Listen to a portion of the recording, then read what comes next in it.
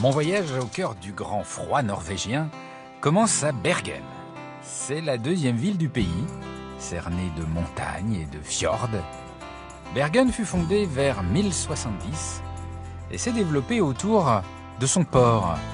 Elle devint rapidement la ville du commerce et de la navigation par excellence. Ce qui fait tout le charme de Bergen, c'est ce qui est en face du port, sur le quai. Regardez ça, ces petites maisons toutes mignonnes, colorées, qui mettent de la joie dans la grisaille. Elles sont adorables. Et alors en plus, c'est pas seulement une façade, c'est tout un quartier comme ça de petites maisons de bois. Venez voir. Il y a des petites ruelles comme ça, toutes resserrées, toutes en bois. Du coup, même les rues sont chaleureuses.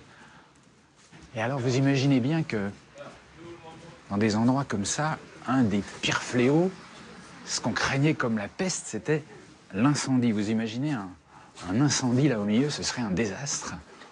En 1702, 80% de la ville a brûlé. En 1955, c'est pas si vieux, un tiers de ce quartier est parti en fumée. Alors, on a reconstruit, à l'identique depuis 1702 d'ailleurs, et on reconstruisait toujours sur les décombres des maisons qui avaient brûlé. Ce qui fait qu'on bâtissait sur un sol qui était pas très stable. Et du coup, ça a donné à ce quartier ce côté un peu penché, un peu de guingois, ce qui rajoute au charme du lieu. La nuit tombe sur Bergen. Les soirées sont délicieusement longues. L'hiver en Norvège a beaucoup de charme. Je resterai bien un peu, mais le lendemain, il faut que je file à la gare. Un train m'attend sur la ligne la plus célèbre du pays.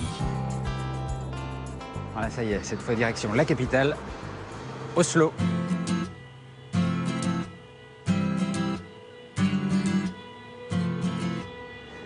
Bonjour.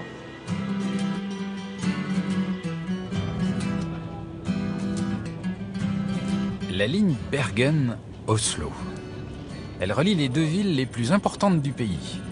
Elle a été construite il y a plus d'un siècle. Il aura fallu 34 ans de travaux titanesques pour franchir les montagnes, contourner les fjords et creuser 182 tunnels.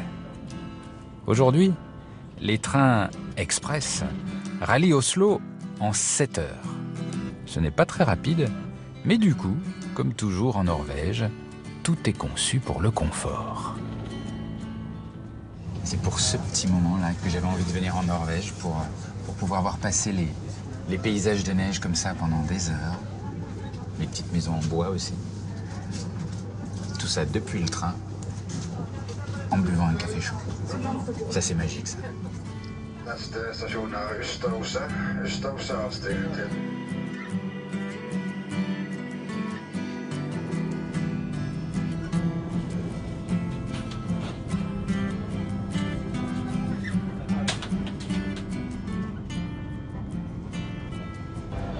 Ça c'est très marrant.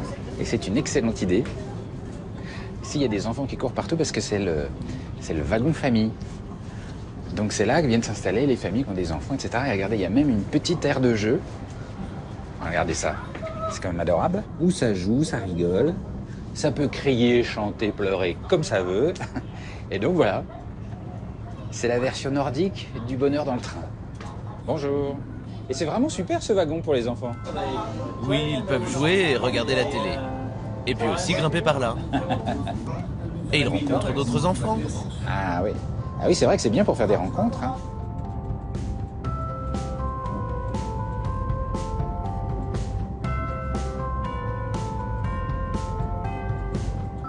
Bonjour. Bonjour, monsieur. Pourquoi vous avez choisi de voyager en train? Le voyage en train dure 7 heures. Et ce serait beaucoup trop long pour mon fils de rester assis à sa place. Alors, dans ce wagon, il peut bouger, s'amuser. C'est bien. Et alors surtout, les enfants, quand ils voyagent dans un train, ont un dessin animé sur les trains.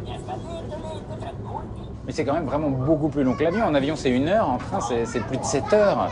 C'est un choix très lourd. Oui, effectivement, c'est un choix difficile. Mais en train, c'est aussi meilleur pour l'environnement.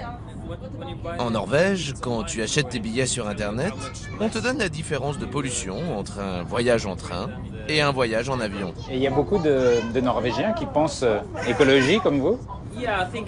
Oui, je pense que pas mal de gens y prêtent attention.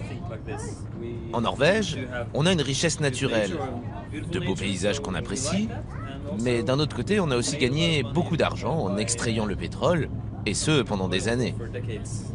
Je crois qu'il est temps pour nous de faire attention. Oui, c'est un moyen de vous faire un petit peu pardonner, de penser à eux, aux générations futures. Vu la façon dont on peut polluer aujourd'hui, je crois que c'est important d'essayer de protéger la Terre et de la rendre meilleure après notre passage. Ok, thank you very much. Bon voyage. Merci vous aussi.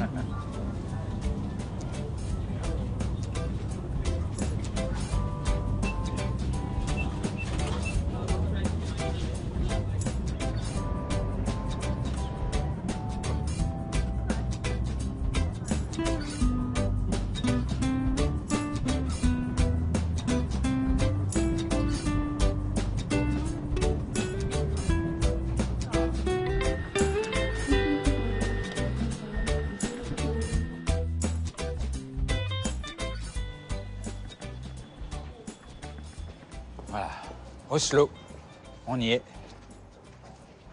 Et alors, je vais vous dire un truc tout de suite, il n'y a pas beaucoup de pays où quand vous sortez de la gare, vous n'avez qu'une envie, c'est d'y retourner parce qu'il fait chaud dedans. Les gares sont chauffées ici et il fait beaucoup plus chaud dedans que dehors. Oslo, la capitale du Royaume de Norvège. Ici, le palais royal, la résidence officielle de la famille royale. Oslo est l'une des villes les plus chères au monde. Un modeste ticket de tramway coûte environ 4 €. Il faut dire aussi qu'en Norvège, les salaires sont en moyenne plus élevés et que ce pays est souvent cité en exemple pour sa bonne qualité de vie et le bien-être de ses habitants, même en hiver.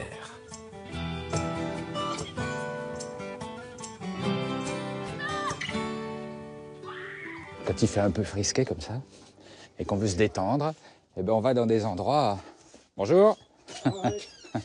On va dans des endroits où il fait froid.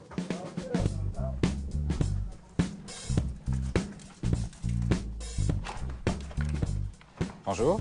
Philippe. Bonjour. Bonjour. Bonjour Philippe. Ah ben vous parlez français. Oui, je suis le Norvégien le plus francophone qui existe. Ah, le plus francophone de toute la Ouais, Norvège. c'est Jacques Toubon qui l'a dit. Ah bah si, c'est Jacques Toubon qui l'a dit. Quand il était ministre de la Culture. D'accord.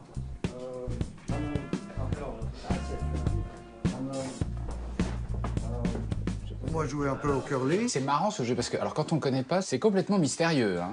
C'est un mélange de pétanque et bowling sur la glace. On peut aller sur la piste là? Ah oui, oui, peux aller. pas de problème. Il faut d'abord avoir des souliers. Ah, faut des souliers spéciaux? Ah oui, oui. 43. Je crois que ça va. Alors ça glisse. Ça, c'est le grip. Ça glisse? Ça glisse. Et ça, ah oui, ça colle. Ça colle. Donc on a Parce un que- pied qui glisse Voilà. et un pied qui colle. Autrement, tu es complètement Bambi sur la glace. Hein. Autrement, c'est presque comme patinage. Et pourquoi on met pas deux pieds qui collent? Ah non, parce qu'il faut glisser. Je vais te montrer. D'accord, ok. Bon, on va jouer? Ouais, on va jouer. Allez. Il fait frais ici. Alors, on va faire une petite démonstration. Quand tu descends avec ton grip. Je descends avec le pied qui colle. Voilà. Voilà. Tu le sens là? Ouais. Ouais. Et puis l'autre. Ah oui, là ça glisse énormément. Ouais. Ah oui. Alors, je vais simplement te montrer d'abord. Hein. Ça pèse 20 kilos. Tu vois? Ah oui, ça c'est lourd ça. Ouais, mais justement, quand tu fais le mouvement, tu sens rien du tout. Parce que alors le but c'est quoi? C'est de lancer. Comment ça s'appelle? La boule? La pierre, La pierre. C'est de lancer la pierre. c'est comme la pétanque. Ça c'est le cochonnet. Le cochonnet. Alors, le plus près du cochonnet, ça marque tes points. Ah oui, d'accord, c'est vraiment comme la pétanque. Voilà. On peut faire un petit essai? Voilà. Allez, on y va. Et ce que j'aime bien, c'est que c'est que vous partez avec la boule en fait. Mais alors, Philippe, Oui. tu vas essayer là? Bah oui. Hein? Bah oui. Alors applique-toi, hein. Donc je lance la boule et la boule me tire, Ouais, c'est ça? Oui, mais tu vas te lancer toi-même aussi, hein. Ah, faut que je me lance moi-même. Ah, comme je t'ai montré, hein. Allez, vas-y, Philippe. Allez. 1, 2, 3. Ah, c'est pas encore, mal, non? encore une fois. Voilà. Allez, vas-y. Vas-y, Philippe. Vas-y. Il faut pas hésiter, hein. En fait, il faut déjà apprendre à se lancer soi-même. Je vais essayer sans Pierre. Et puis, tu te lances avec le... Bon, je vais aller voir les professionnels. Vas-y. We're going to get that one out.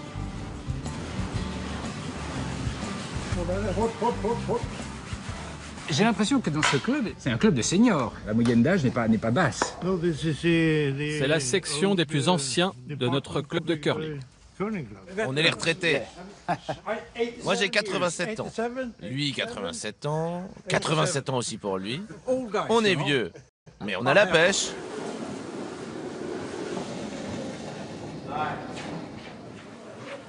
Ce qui est quand même marrant, c'est que en Norvège, on vit quand même beaucoup dans le froid. Et alors, quand vous faites un sport pour vous détendre, vous venez vous geler sur une patinoire. C'est un sport typiquement hivernal. Mais avant, il y a plusieurs années, tout le monde jouait en extérieur, sur des terrains gelés, et même sur des lacs gelés. Et alors, pourquoi est-ce qu'on joue plus à l'intérieur aujourd'hui? Eh bien, par exemple, tu vois, aujourd'hui, le sol n'est pas gelé. Tu ne peux rien faire en extérieur. Et puis, je dirais que la patinoire, c'est plus pratique, c'est plus moderne. Bon, c'est à mon tour de jouer.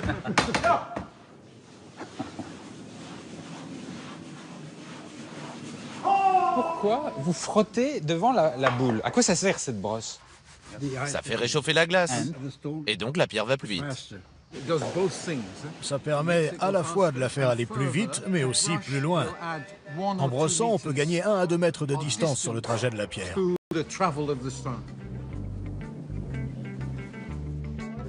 La prochaine, on brosse ensemble.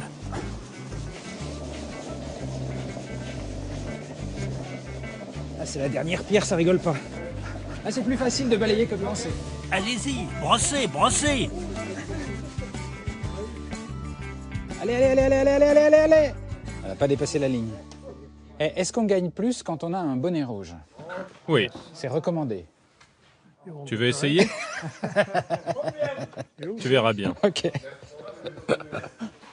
Maintenant, c'est votre dernière chance.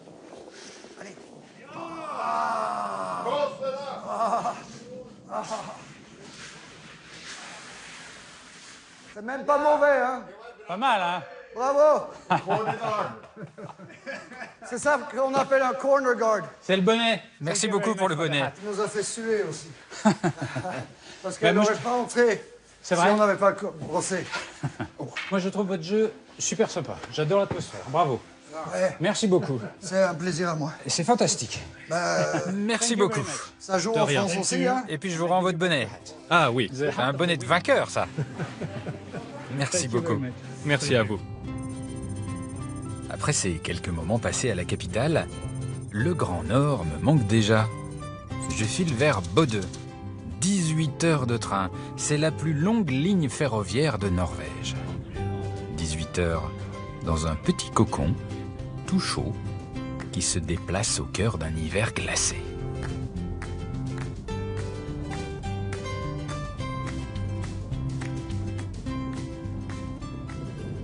Alors là, dans quelques instants, on va passer une ligne qui donne un peu le frisson. C'est le cercle polaire. On va passer le cercle polaire en train. Le cercle polaire, c'est la ligne au-delà de laquelle il existe au moins une journée pendant laquelle soit le soleil ne se lève pas, ne dépasse pas l'horizon, soit ne se couche pas en été. Et attention, voilà, là. Vous voyez la toute petite pierre, là, elle est là. Et là, on est quand même au-delà du cercle polaire. Et c'est toujours magnifique.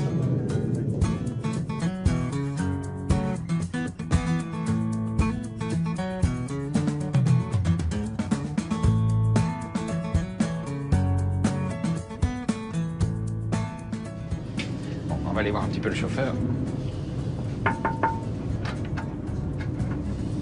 Hello, bonjour. Bonjour. Je peux entrer? Oui, oui, allez-y, entrez. Oh là là, le paysage. Ah, mais la meilleure place, c'est ici. Vous travaillez quand même dans un bureau extraordinaire. C'est vrai qu'on pourrait dire que mon bureau est très joli. Les paysages dans le nord sont magnifiques. Mais j'aime aussi beaucoup mon boulot. Et puis, chaque saison a sa particularité. Là, par exemple, c'est l'hiver. Donc, je dois faire attention aux cerfs sauvages. Aux conditions météo aussi. Elle est pas mal, cette ligne. Elle est connue en Norvège? Tu sais, dans notre pays, on n'a pas beaucoup de lignes ferroviaires. Alors, toutes les lignes sont un peu connues.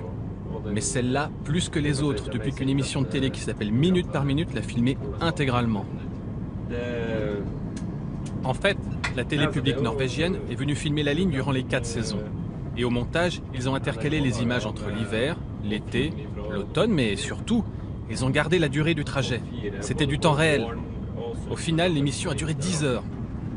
Attendez, parce que ça, c'est une version des trains pas comme les autres que j'avais jamais osé imaginer. C'est-à-dire qu'ils ont fait une émission de 10 heures qui dure la durée totale du trajet de 10 heures. Et les gens, ils ont tout regardé? Ça a du succès?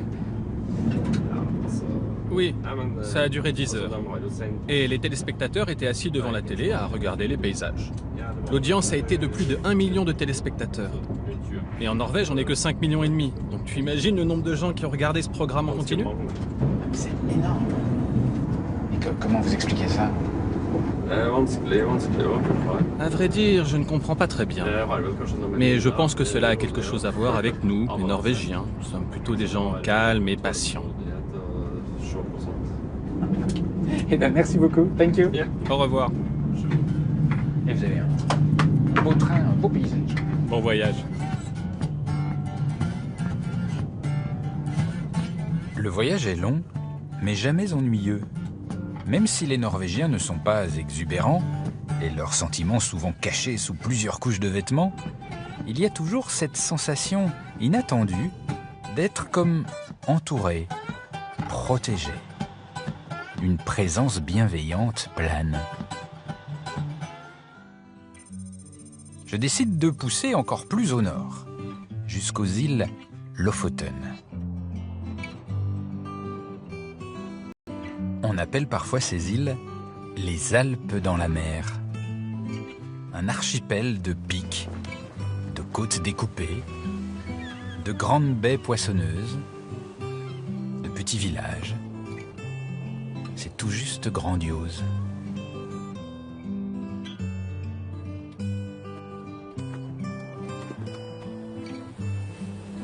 Il y a peu d'habitants dans ces contrées reculées. J'ai rendez-vous avec l'un d'entre eux. Il s'appelle Scott. Il m'a donné rendez-vous au lever du soleil, à l'heure de la toilette.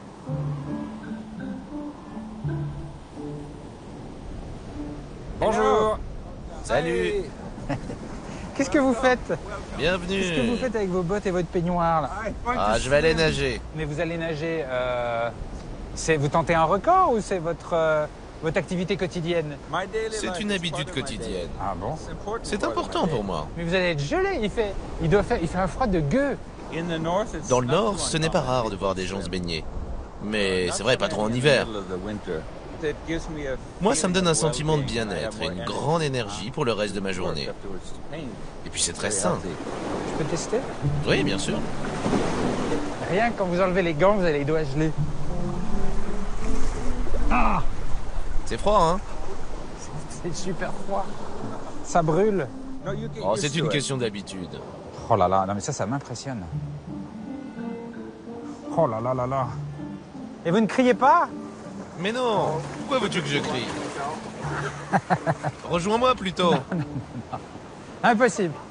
Impossible. Impossible. Et il garde son bonnet au cas où il aurait froid.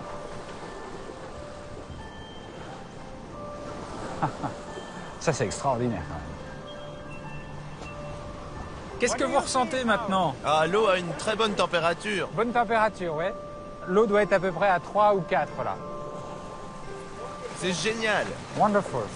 Ressentir l'eau salée, les minéraux et nager dans les vagues. Quel plaisir! Ah, et là, vous devez être gelé dans le vent, là. Oh là là là là là. Je pourrais jamais faire ça de ma vie. Est-ce que du coup, c'est comme une sorte d'esprit norvégien, de philosophie norvégienne, qui consiste à dire que même face aux éléments très très durs, quand on veut, on peut se dépasser, on peut être plus fort. Cette manière de penser, je crois que ça vient des Vikings. Ils avaient le courage de conquérir d'autres territoires et d'autres contrées lointaines. En fait, c'est très psychologique, tu sais. Mais là, je dois y aller. Oui, allez, vous mettez au chaud. C'est que vous m'impressionnez. Moi, je pensais que vous alliez être tout rouge, tout... Mais non, pas vraiment. Disons que mes fesses sont rouges. Ah, Mais pas mon visage. bon, on vous croit sur parole.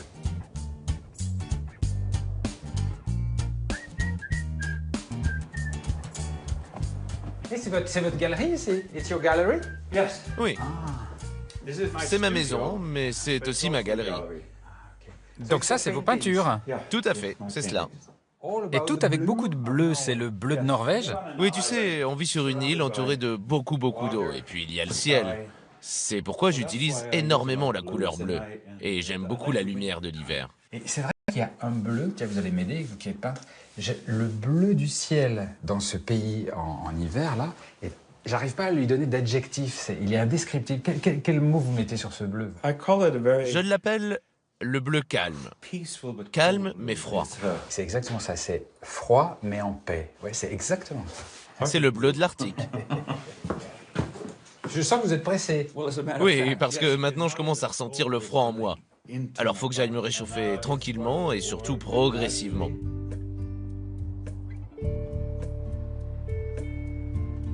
Scott et sa femme Vebjörg vivent dans les Lofoten depuis maintenant 30 ans.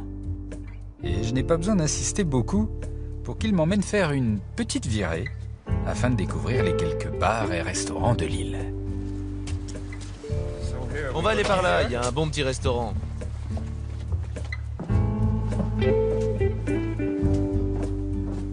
Des petites bougies partout.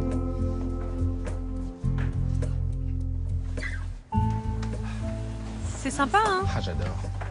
J'adore ces endroits.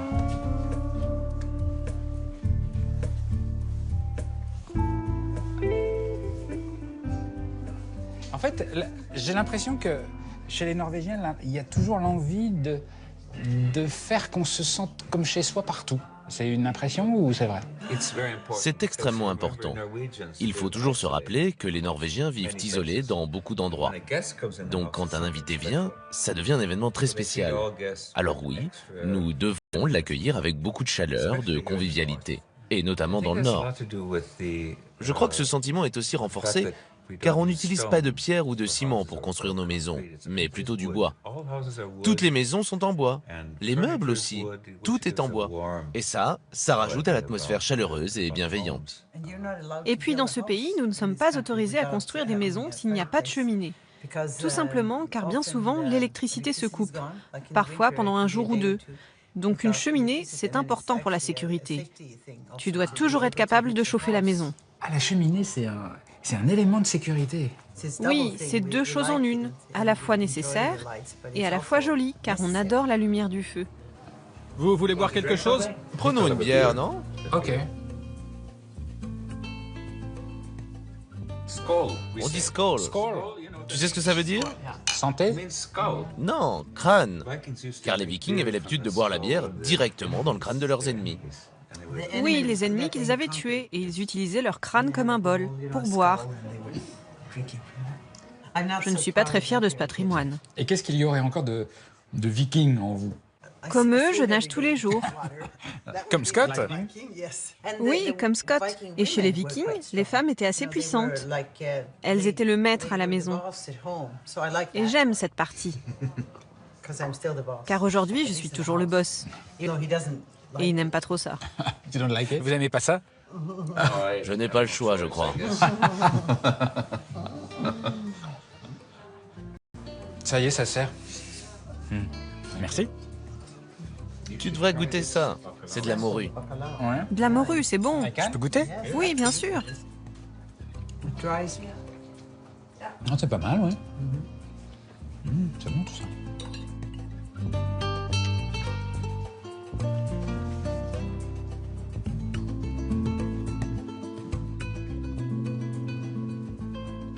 qu'il y a un mot en norvégien pour définir cette atmosphère douillette, chaleureuse, alors qu'il fait froid dehors?